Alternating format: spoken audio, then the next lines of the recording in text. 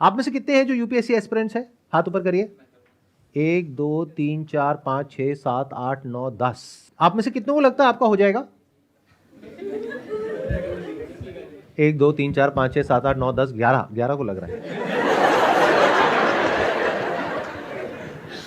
मतलब जो तैयारी नहीं भी कर रहा उसको भी लग रहा है कि नहीं मेरा तो हो जाएगा। बहुत बढ़िया। कोई है आप में से जो खुल के बात करना चाहेगा, मतलब जो भी कोचिंग में जहाँ से भी कर रहे हो? और अपनी प्रिपरेशन अभी से स्टार्ट कर रहा हूँ ग्रेजुएशन के अभी साथ। आप स्टार्ट कर रहे हो? यानी आपने ज्वाइन कर लिया है या अभी नहीं कर किया? लिया सर, ज्वाइन कर लिया, 8 मंथ हो चुके हैं। बहुत सारी चीज़ें हमें नई नई सीखने को मिलती हैं। अभी जैसे बाहर रह के हम टर्म सुनते हैं कुछ भी नया, वहाँ जाके हमें पता चलता है एक्चुअल में ये है क्या, जो उसके बारे में डिटेल में पढ़ते हैं जीएस में या उसमें, तो उसी के बारे में जानकारी और ज़्यादा हो जाती है। उस जानकारी का क्या करोगे आगे इन्फॉर्म काम आएगा ये तो आगे? एग्जाम कहाँ में। काम आएगा? मतलब कहीं जॉब करने जाओगे तो ये काम आएगी जानकारी? सर आएगा। If you are an aspirant for 4 years 5 years 6 years, उसके बाद में आप कहीं जॉब करने के लिए जाते हो और बोलते हो कि मेरे पास में जानकारी है, तो क्या जॉब मिल जाएगी आपको? वहाँ पर तो नहीं सर, बस ये सोशली और जो थोड़ा इंटेलेक्चुअल और मेंटली ये सब डेवलप्ड हो जाएगा। What is the use of this development? अगर वो क्रैक नहीं हुआ तो मैं आपको डिमोटिवेट नहीं कर रहा हूँ कहीं से भी, एक प्रॉब्लम को हम समझने की कोशिश कर रहे हैं। Are you guys interested? क्या इसको समझ कितने हैं? हाथ ऊपर करो। हाँ ठीक है, समझते हैं। तो अभी आप यूपीएससी की तैयारी कर रहे हो। जी सर। बेस्ट केस सिनेरियो क्या है कि आपका पहले अटेम्प्ट में ही हो जाता है। वर्स्ट केस सिनेरियो क्या है कि जितने भी अटेम्प्ट्स आपके पास में है आपने सारे दे दिए, उसके बाद भी नहीं हुआ, क्योंकि होने की पॉसिबिलिटी ऑलमोस्ट 0% है। ये आप भी जानते हो, मैं भी जानता हूं। मैं आपसे ना कुछ बेसिक से क्वेश्चंस पूछ रहा हूं, आपके ऊपर है आप उसका जवाब देना चाहते हो या नहीं चाहते हो। बट इस क्वेश्चनिंग से क्या होगा कि एटलीस्ट आपकी जो क्रिटिकल थिंकिंग है वो डेवलप होगी, not just information which is feeded in your brain जिसका आपको लग रहा है कि कोई यूज है। तो बेस्ट केस सिनेरियो ये है कि अगर आपका हो गया तो बहुत ही बढ़िया है, नहीं हुआ तो क्या प्लान है? अभी सर बैकअप को सोचा नहीं, अभी कॉन्फिडेंस है कि हो जाएगा सर। कॉन्फिडेंस है कि हो जाएगा? वो तो अभी यहाँ पे 10 लोग तैयारी कर रहे हैं यूपीएससी की, उनमें से 11 को कॉन्फिडेंस है कि उनका हो जाएगा। सर अटेम्प्ट हुआ नहीं, लेकिन अंदर से अभी तो आ रहा है कि हो जाएगा। आप मुझे ये बताओ कि ये आपने किया क्यों, ज्वाइन क्यों किया है? लोगों के लिए काम, मतलब वेलफेयर का भी काम कर सकते हैं, जो लोगों को ज़रूरत है। जैसे मेट्रो स्टेशन पे देखो तो देखता हूँ मैं, अभी जैसे जाता हूँ कोचिंग रास्ते में, कि लोग भीख वगैरह, यहाँ पे बैगिंग का काम बहुत ज़्यादा है दिल्ली में, इतना मेरे यहाँ वहाँ नहीं होता है। तो यहाँ के लगता है बोले इसका भी कुछ सोल्यूशन होना चाहिए। ये गलतफहमी हमारे माइंड में कहां से आ गई है कि हम कुछ भलाई करना चाहते हैं तो उसका ये रास्ता है? मुझे ये बताओ कि कौन सा ऐसा इंसान है जो भलाई नहीं कर रहा है? Give me one category of people who are doing something legal. Illegal की बात छोड़ देते हैं, ध्यान से सुनना मैंने क्या कहा। लीगली कोई इंसान कहीं पर जॉब कर रहा है, टैक्सेस पे कर रहा है जिसकी वजह से देश चल रहा है, कहीं पर काम कर रहा है जिसकी वजह से कोई कंपनी चल रही है, जिसकी वजह से आपकी लाइफ चल रही है। आज जो आप प्रोडक्ट्स और सर्विसेज यूज करते हो उसमें से कितनी है जो प्राइवेट कंपनीज बनाती हैं और कितनी है जो पब्लिक कंपनीज बनाती हैं? Majority of products and services that you are using, जिसके बेस पे आपकी लाइफ टिकी हुई है, वो प्राइवेट कंपनीज चलाती है। तो जो उस पूरे इंफ्रास्ट्रक्चर को संभाल रहे हैं, क्या वो पब्लिक वेलफेयर नहीं है? क्या एक डॉक्टर जो कहीं पर काम कर रहे हैं, चाहे प्राइवेट क्लिनिक है, चाहे किसी गवर्नमेंट हॉस्पिटल में है, चाहे प्राइवेट हॉस्पिटल में है, क्या वो पब्लिक वेलफेयर नहीं है? क्या उसके बिना हमारा देश चल जाएगा? तो ये गलतफहमी कहां से आ जाती है हमारे माइंड में कि अगर हमको पब्लिक वेलफेयर करना है तो उसका ये रास्ता है। और हम सच क्यों नहीं बोलते हैं, जो है वो क्यों नहीं बोलते हैं कि हमें पावर चाहिए, हमें सोसाइटी में एक स्टेटस चाहिए? हम ये कहानियां क्यों साथ में गढ़ने लग जाते हैं कि मुझे कुछ वेलफेयर करना है? अगर आपने ये क्रैक कर लिया, मान लो 2 4 5 साल बाद, और आपको मैं एज एन इंटरव्यूअर ये ऑप्शन देता हूं कि आपको जॉब तो मिलेगी लेकिन वो करने को नहीं मिलेगा जो आप करना चाहते हो, यानी कि क्या? पब्लिक डीलिंग ना, वो सब नहीं मिलेगा। पूरी जिंदगी भर यहां पर ऑफिस में बैठ करके ये काम करना होगा जो हम कह रहे हैं, लेकिन ठप्पा मिल जाएगा कि आपका हो गया है। तो करोगे या छोड़ दोगे? छोड़ देंगे सर। कुछ दिन तो सर अच्छा लगेगा, ठीक है नया नया मिल रहा है, उसके बाद अंदर से फिर आएगा जो करना चाह रहे थे वो तो कर ही नहीं रहे हैं। जिस गोल को पाने में आपने 5 साल लगाए, आप कह रहे हो उसको पाने के बाद में मैं छोड़ दूंगा? वो तो सर एक यूपीएससी का रास्ता है, जो करना है वो जब वही नहीं कर पा रहे हैं तो फिर क्या फायदा है? तो फिर वो क्यों रास्ता है? और भी बहुत सारे रास्ते हैं, जिसको करना है उसके लिए तो बहुत सारे रास्ते हैं, वही क्यों रास्ता है? लाइफ में अगर सच में कुछ करना है ना, तो आपकी जो शुरुआत है वो हमेशा सच्चाई से होनी चाहिए। अगर शुरुआत ही झूठ पर हो गई, पूरी जिंदगी झूठ बोलते रहोगे, दुनिया से भी और खुद से भी।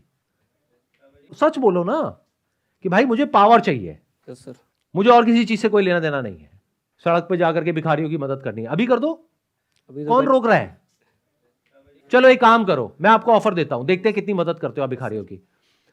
आप जा करके अगले 1 महीने तक भिखारियों की मदद करो सड़कों पे, उसके लिए जो पैसा लगेगा मैं दूंगा आपको, लेकिन आपको दिन में 12 घंटे काम करना होगा। करोगे? Yes sir. और 1 महीने तक आप यहां पे नहीं जा पाओगे, जो भी आपकी कोचिंग है। अब बोलो यस सर, बोलो आपके लिए इंपॉर्टेंट क्या है, ये कोचिंग या फिर मदद करना सड़क पे जो भिखारी है उनकी? अगर वो इंपॉर्टेंट है तो कोचिंग गई भाड़ में। आप यही तो कह रहे हो ना कि भाई वो कोचिंग में इसलिए ले रहा हूं क्योंकि कोचिंग करके मेरा ये हो जाएगा और मैं भिखारियों की मदद करूंगा। मैं आपको एक ऑप्शन दे रहा हूं, ओपन ऑप्शन, देखते हैं आप ये एक्सेप्ट करते हो या नहीं करते। यूपीएससी क्रैक करने के बाद में आपको जो सैलरी मिलेगी, यस सर। उतना पैकेज मैं आपको अभी देता हूं, लेकिन दिन में 12 घंटे आपको वो करना पड़ेगा जो आप कह रहे हो, यानी 12 घंटे दिन में सुबह से लेकर के रात तक भिखारियों की मदद करनी होगी। उसके लिए जो पैसा लगेगा वो हमारी कंपनी का एक सीएसआर डिवीजन है, वो आपको पे करेंगे। और भी सर डिपार्टमेंट है ना, और भी काम है उसमें, सिर्फ यही थोड़ी यूपीएससी की जरूरत।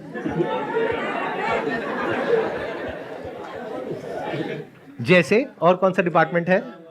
और भी एक मिनट सुनो सुनो सुनो। हाँ, और भी लोग हैं जरूरतमंद, जिन्हें ये जरूरी नहीं है भिखारी, और भी लोगों का है। नहीं, भिखारियों को आपकी जरूरत है या नहीं है? भिखारियों के लिए आपको उन्हें कुछ तो करना है, है नहीं करना उन्हें है? है सर, और भी है ना। देखो, और भी तो फिर और तो बहुत कुछ है, सबका तो आप मदद कर भी नहीं सकते, एक जिंदगी कम पड़ जाएगी। एक जिंदगी में एक कैटेगरी को आपको चूज करना होगा जो आपके लिए सबसे इंपॉर्टेंट है, उसको जो आपको मदद करनी है वो मुझे बताओ किसको करनी है। और मैं आपको ये कह रहा हूं, ये कोचिंग वोचिंग छोड़ो, आपको जो करना है 5-10 साल बाद वो अभी करो और फ्रीली करो। बोलो ऐसा कौन सा कॉज है जिसके लिए आपके अंदर से आ रहा है? अगर आ रहा है तो, या फिर सच बोल दो कि नहीं नहीं ये भिखारी भिखारी की तो सब बातें हैं, मुझे कोई फर्क नहीं पड़ता है, मैं रेड लाइट पे खड़ा होता हूं, कोई भिखारी आता है मैं उसको भगा देता हूं। स्टार्टिंग से सर यही है, जब पहली बार सोचा था तब यही था, लोगों को देख के। लेकिन जब आप मेरी बातें सुन रहे हो तो रियलिटी सामने आ रही है और समझ आ रहा है कि मेरे को भिखारियों से कोई मतलब उस नहीं टाइम है। सर ग्लैमर और ये सब नहीं देखा था कि स्टेटस यार इससे ये सब मिलता, उस टाइम तब ये सब नहीं था कुछ भी। उस वक्त भिखारी था, उस टाइम लेकिन अभी अभी ग्राउंड लेवल पे जो है वो कर, अब तो ये सोशल मीडिया के थ्रू और बढ़ता जा रहा है। हाँ, अब आई ना असलियत। देखो एक एक करके चीजें सामने आ रही हैं।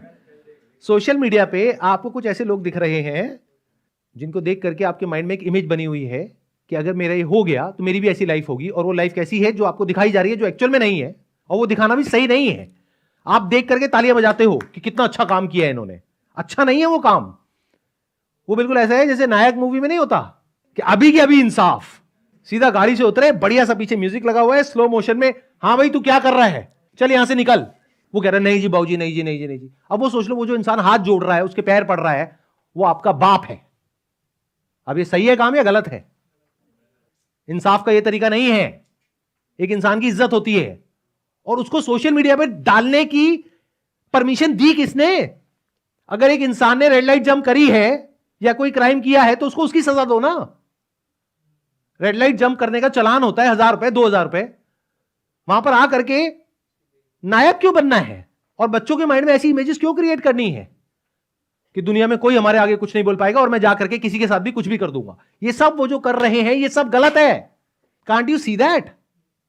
कि भाई अगर आपने एक रेड लाइट जंप करी है तो इतनी पावर है उसके पास में, किसी भी ऑफिसर के पास में, कि वो आपका उतने का चालान काट सकता है जितना कि लॉ एंड ऑर्डर कहता है।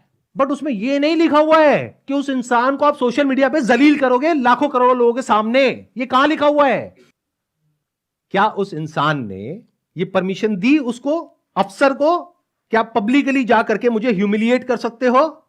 और जनता ये नहीं समझ रही है कि वो पावर वो उस आदमी पे नहीं दिखा रहे हैं, वो आपके ऊपर दिखा रहे हैं, और आप खुश हो रहे हो कि बहुत अच्छा काम हो रहा है। मैं आप सबका एक बहुत बड़ा भ्रम तोड़ रहा हूं। अव्वल तो ऐसा होता नहीं है जैसा दिख रहा है सोशल मीडिया पे, और अगर कोई ऐसा कर भी रहा है तो वो करना इलीगल है। इस बात को अच्छे से समझ लो। ये जो कोचिंग वाले हैं जितने भी, वो आपके साथ ऐसी बातें नहीं करेंगे जैसी मैं कर रहा हूं। वो क्या बोलेंगे? ऐसी बातें करना छोड़ दो कि कितनी सीट्स है और कितनी नहीं है। तुझे तो एक ही सीट चाहिए ना। आप ये मत सोचो कि 10 लाख लोग अप्लाई करते हैं, उसमें से इतनों का होता है, इतनों का नहीं होता है। अरे तुझे तो एक ही सीट चाहिए, वो एक सीट तेरी ही है। सबको यही बोल रहे हैं। कोचिंग वालों को टॉपर्स चाहिए। अरे कोचिंग वालों को क्या चाहिए वो तो छोड़ ही दो, वो तो एक अलग ही गेम है, और बहुत इंटरेस्टिंग गेम है अगर वो आप समझ पाओ तो। वो अगर किसी में भी थोड़ा सा भी दिमाग होगा तो वो समझ जाएगा कि गेम क्या है और किस लेवल पे है। कि अगर एक कोचिंग में मान लो फॉर एग्जांपल 20,000 बच्चा है जो 2 लाख रुपए दे रहा है, तो कितना पैसा हो गया एक साल का? 4 करोड़। 4 करोड़। ऐसे यूपीएससी क्रैक करोगे? जवाब दो। 20,000 इंटू 2 लाख कितना हुआ एक साल का? सर 9 जीरो आएंगे, 400 करोड़ होंगे। 400 करोड़ रुपए वो कोचिंग वाला कमा रहा है, चाहे आपका हो या ना हो। ज्वाइन करते वक्त आप में इतना भी दम नहीं है कि जा करके उस कोचिंग वाले से पूछो कि ये टॉपर्स को छोड़ो, जो आप मेरे को 2-4 नाम बता रहे हो जिनका आपके कोचिंग के थ्रू हुआ है, मुझे एग्जैक्ट नंबर दो कि पिछले साल कितने लोगों ने आपके यहां से किया, उसमें से कितनों का हुआ और कितनों का नहीं हुआ। तब एक परसेंटेज निकल के आपके सामने आएगी और तब एटलीस्ट आप ये कर पाओगे जो अगर आपको करना ही है, कसम खा ली है कि नहीं मुझे तो करना ही है, तो आप थोड़ा तरीके से करोगे। ऐसे नहीं कि बस किसी को देखा और किसी के फेस वैल्यू पे जाकर के कोई भी कोचिंग ज्वाइन कर लिया। फॉर एग्जाम्पल किसी के यहां पे 1000 बच्चे हैं और 10 का हुआ, तो परसेंटेज में कितना आया? 1%। 1%। किसी के यहां पे 10,000 बच्चे हैं और 20 का हुआ, तो कितना परसेंट है? 0.2। 0.2%। तो कौन सी कोचिंग को आपको ज्वाइन करना चाहिए ideally?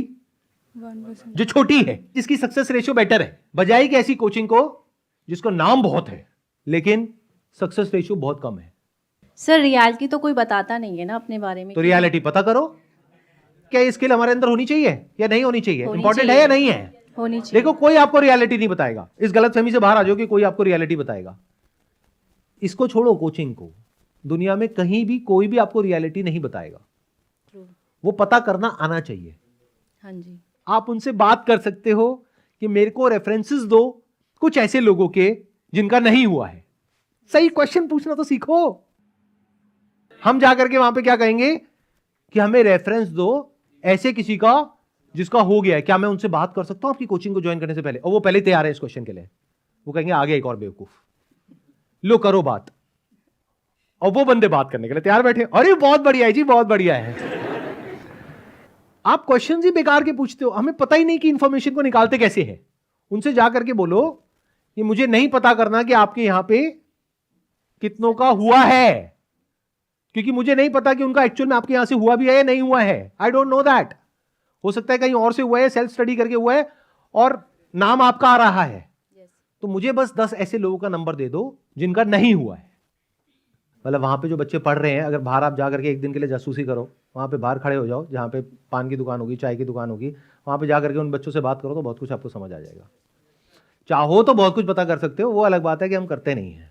Yes. As simple as. Please have a seat. Thank you sir. Thank you so much for coming.